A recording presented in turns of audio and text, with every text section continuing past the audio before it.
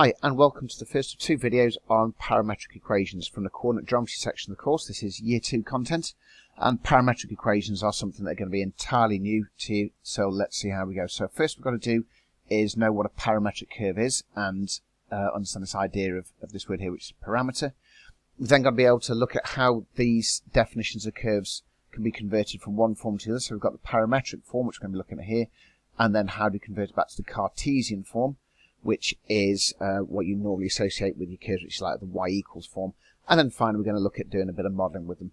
The modelling part is going to be in the second video. In this first video we're going to look at these two things here, which is the basics of what a parametric is and how we go from parametric to Cartesian. So, that said, let's crack on, and here we go. First of all, what I want us to think about is an object moving in a circle. So there we go, we've got our circle, and we've got a point that lies on the circumference of our circle that's got the coordinates x, y, and this particular circle has just got a radius of 1 unit. What I'm going to do is say, well, if we calculate the x coordinate, which is the horizontal distance from the origin, and the y coordinate, which is the vertical distance from the origin, and we start thinking about this thing which is a parameter, which is essentially just another variable. So we can define these distances x and y in terms of the size of the angle. Obviously x and y are going to change as we change the size of the angle. That's something you'll have seen quite a lot of before. And so all we're going to do now is a bit of basic SOHCAHTOA style trig, where we know that we need to find the distance x, which is the adjacent side. So we're talking adjacent over hypotenuse, x over 1, which is just x, and adjacent over hypotenuse is cos. All of that gives us that x is simply cos t. And similarly, that means y is going to have to be sin t. And so what we've got now is the location of our point on the curve, our coordinate, defined as two separate simple equations. X is cos t, y is sin t. They're defined as two separate equations, but in terms of the same parameter, which in this case is t. And that is essentially the definition of our circle in its parametric form. The parametric form being the two coordinates x and y being defined as two separate but simple equations. Now, let's just move on a little bit and just see, we should already know the equation of this in Cartesian form. And I mentioned at the start we were going to be looking at how we go between the two. So let's just check that this does give us the same thing. We know from our basic trig identities cos squared t plus sin squared t equals 1. So if we do cos squared t, cos squared is going to be x squared. Sin squared t is going to be y squared.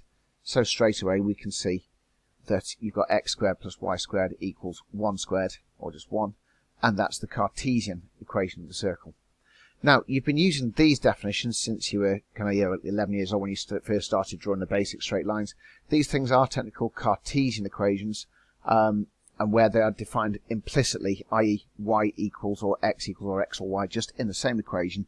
And they're called Cartesian because they're named after the French mathematician René Descartes, who was the first egghead that came up with this idea of being able to express locations on a plane in terms of x and y coordinates. Simple idea, but one that he's very famous for, and rightly so, it got named after him. So, we've got this form here, which is Cartesian. We've got this form here, which is parametric.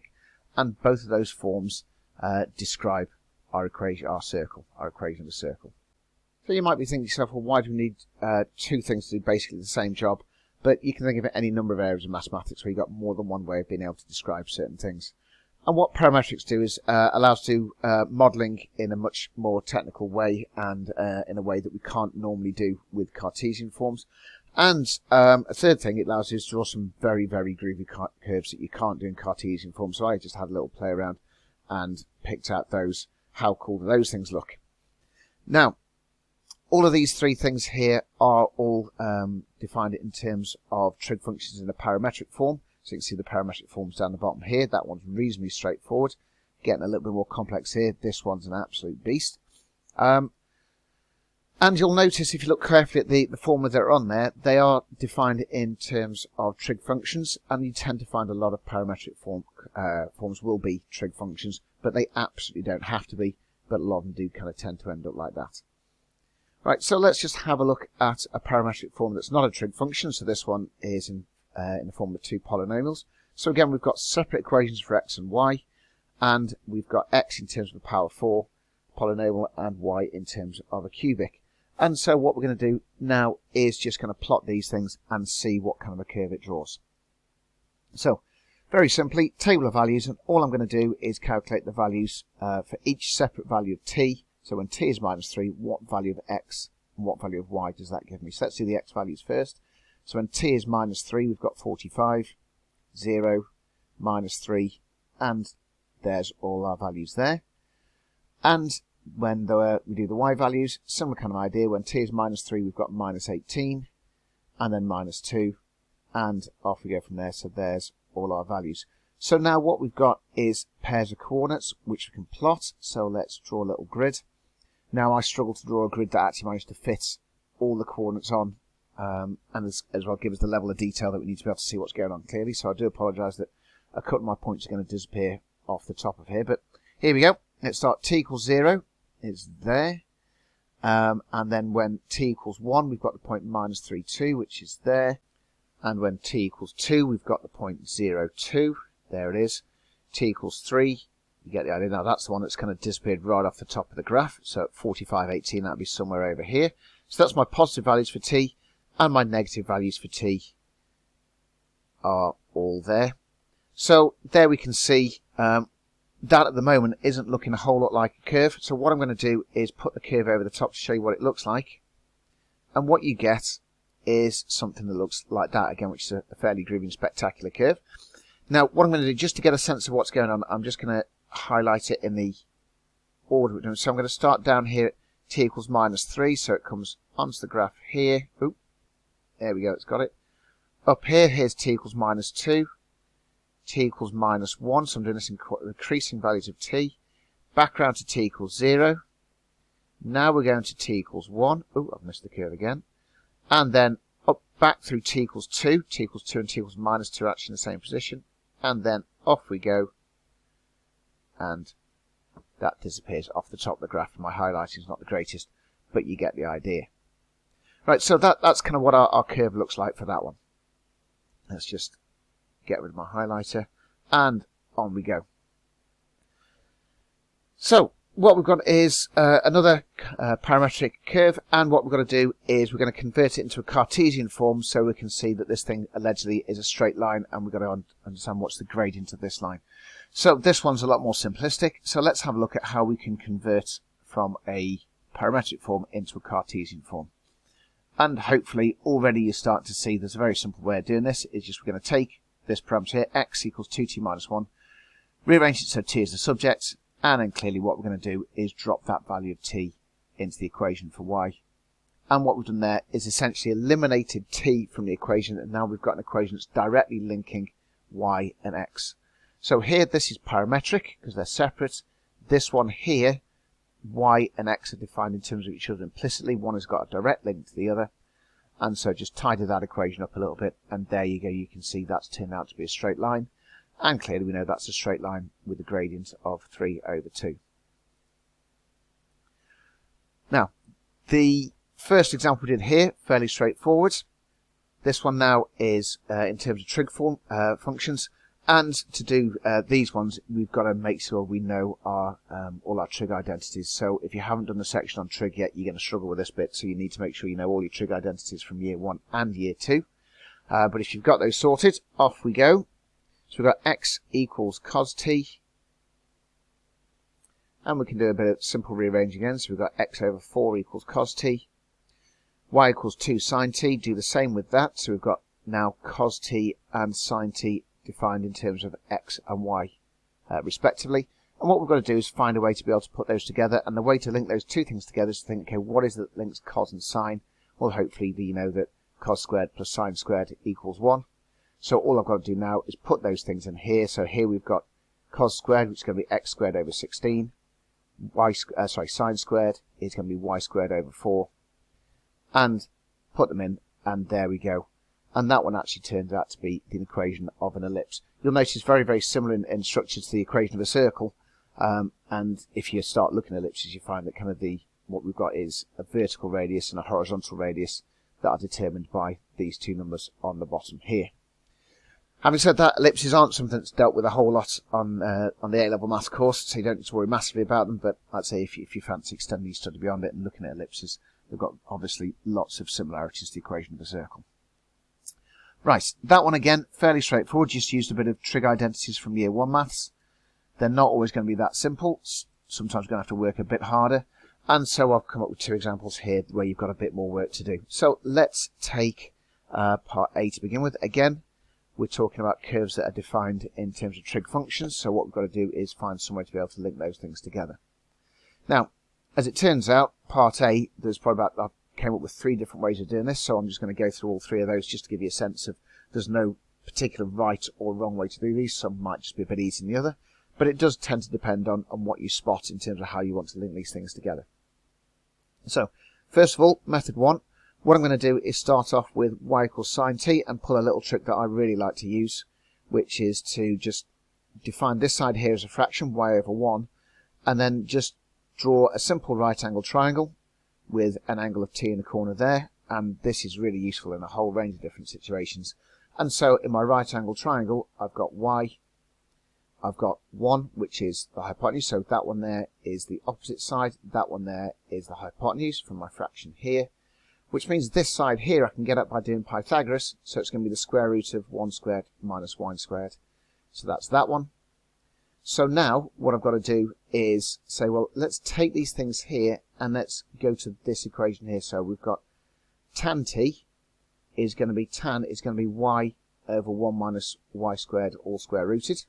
So that's that one. So therefore tan squared is going to be this thing here squared. So that gives us x equals tan squared, so x is y squared over, and on the bottom I'm just getting rid of the square root. So there we go, I've got my equation, x equals y squared over 1 minus y squared. And now what we've got is the Cartesian form where the x and y coordinates have got a direct implicit link between them. Now you could try and rearrange and get that saying y equals, but there's absolutely no need to. As long as the x and y are linked to each other in the single equation, it's absolutely fine. Sometimes in the exam it might tell you you've got to get in a certain form, but if it doesn't, then you've got a choice of how you do it. And because I'm essentially lazy, I don't want to do any more with that. I've got it saying x and y linked together, so that will do me absolutely fine. Right, so that was one way of doing it. Let's have a look at another way of doing it. So we've got method number 2 here, and this time I'm going to use that identity, which is one of your year 2 identities, 1 plus cot squared equals cosec squared, and I've picked that one because obviously cot squared is 1 over tan. So, cot squared is 1 over tan squared, and we know that tan squared is x. So this left-hand side here says 1 over x, and then cosec is 1 over sine, so we've got 1 over y squared on the other side. So again, because we've got tan and sine here, that means we can use this one to link them together, and so we've got 1 plus x equals 1 over y squared. Now I could leave it just like that, but what I'm going to do is just rearrange it just to prove to you that that thing there is exactly the same as this one down here. So what I'm going to do is move the 1 over and write them as a single fraction. So there's a couple of lines of work to get from there to there. Hopefully you can figure out where I've got those from. And now all I've got to do is take the x up there, the y squared over there, the 1 minus y squared there, and there you go. You've got your equation exactly the same as I had from method number 1. So that was our second method, and we got at it using our 1 plus cot squared equals cosec squared identity. And now method number 3. This one I'm going for tan being sine over cos. So you can see from my x coordinate I've got x is tan squared, which is sine squared over cos squared. So let's do that first of all. So there we go. Now what we've got to do is do a bit of work to be able to get this cos t, because what we've got to do essentially, we've got anything that's got a t in it we've got to get rid of. So we've got a bit of work to do to get rid of the cos t. So what I'm going to do is deal with this by squaring. So if we square that side and square that side. Now bear in mind, if you're squaring the whole thing, you're not going to write this as x squared plus y squared. What you're doing is squaring the entire side. So that would be bracket x plus y all squared. So that's that. 2 root 3 squared is 12. Cos squared, that one's straightforward. So now we've got cos squared is that, and replace that with a 1 minus sine squared, and now you can see all I've got to do is just drop my y equals into there. So what we've got is multiply the brackets, drop in y, there we go, so we've got y squared over 4 because sine t was y over 2, and then do a bit of multiplying out and tidying up, and there you go. There's your equation in its Cartesian form. What I'm going to do is just replace the cos squared with 1 minus sine squared, so I've got now x just in terms of sine, and because clearly that y is sine t, I can just drop the y to this. That's going to be y squared there, and there you go. That's exactly the same equation as we had before. So there you go, three ways of doing basically the exact same job, and it's entirely up to you which one you want to pick. As long as you get to the right answer, it really doesn't matter. It might be that we find one to be easier than the other, but it depends on what you spot right back at the start. Okay, on we go to part B, and here we've got x equals 4 cos t plus pi over 6, y equals 2 sine t. So again, straight away the thing that stands out to me is this one here. So I'm thinking addition formulae. So let's do that, and there's my addition formula. Cos a plus b is cos a cos b minus sine a sine b. And so we've got cos pi over 6, and we've got sine pi over 6. So cos pi over 6 is root 3 over 2, sine pi over 6 is half. So we can do a bit of tidying up there.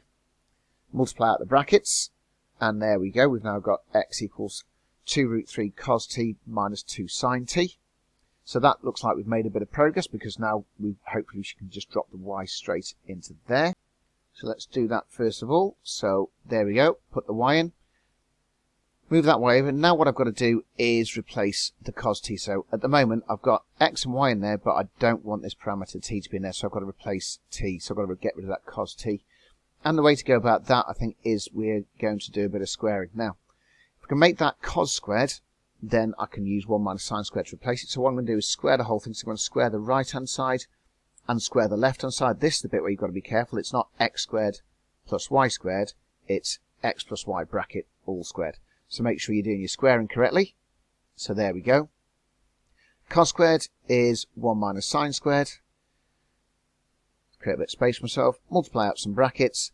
And now we can say, well, if we know y equals 2 sine t, then we've got sine t is y over 2, which means that sine squared is going to be y squared over 4. So there it is. All I've done is replaced the sine squared with y squared over 4.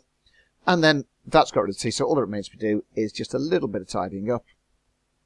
Multiply out there, so we've got 12 over 4, that becomes a 3.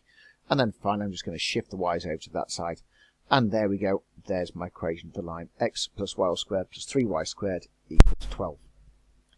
Now, with this topic, there's no possible way that I can cover every single format that they're going to come up with for you. So it's just a case of now doing practicing lots, making sure you're comfortable with it, and just getting used to this idea of just being able to replace the t to be able to get things in terms of just x and y.